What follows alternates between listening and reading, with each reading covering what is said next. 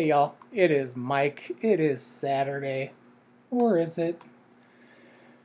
It all runs together. I still work Monday through Friday, but it all is blurry because without the travel and all that stuff, I'm at home every single day, every single minute.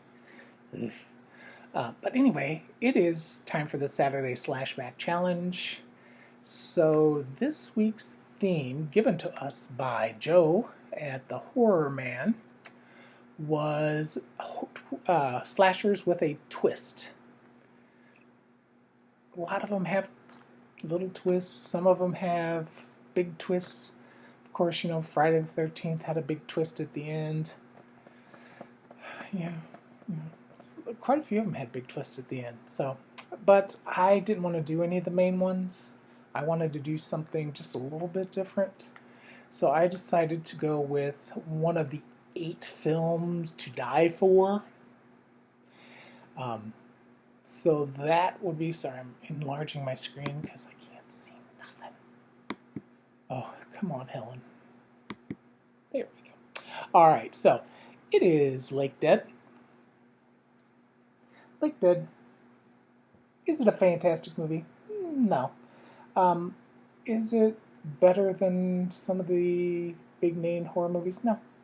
But it's a fun movie for me. I like these kind of movies. I prefer when there's a little less CGI and a little more practical effects. So I like movies like this. Lake Dead was made in 2008. It is a little over an hour and a half, just a little bit. Basically, this movie is a kind of like a family drama almost. We have 3 sisters, and they inherit something from their grandfather. So the fact that there are 3 of them, that's part of the twist that you'll figure out later on. Yeah, and then the plot is basically these girls go to this land that they inherited from their grandfather, even though their father says don't do it, just stay away from that, stay away from anybody that has anything to do with that. Yeah, you just don't need any part of that. But they're young and they're excited because they inherited something, a hotel or an area near a lake. So they all go check it out, and it turns out badly. Imagine that. So you have inbreds. Kind of interesting, kind of wrong turnish without the cannibalism.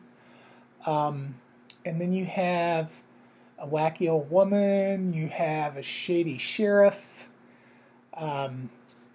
you have the girls and their boyfriends, and you have a whole lot of death and mayhem. So, I'm not going to give the twist away, but I will say that it's a decent little twist. I mean, the first time I watched it was on, do you remember, I don't know if it was DirecTV or Dish. I've had them all. There was a channel called Chiller, and it had horror movies on it all the time. And this was one that I saw on there and just fell in love with it. And this may have even been on Sci-Fi before it became Sci-Fi. But yeah, this is a fun movie. It's pretty decently paced. The acting's okay. There really isn't anybody in this movie that I had ever heard of before.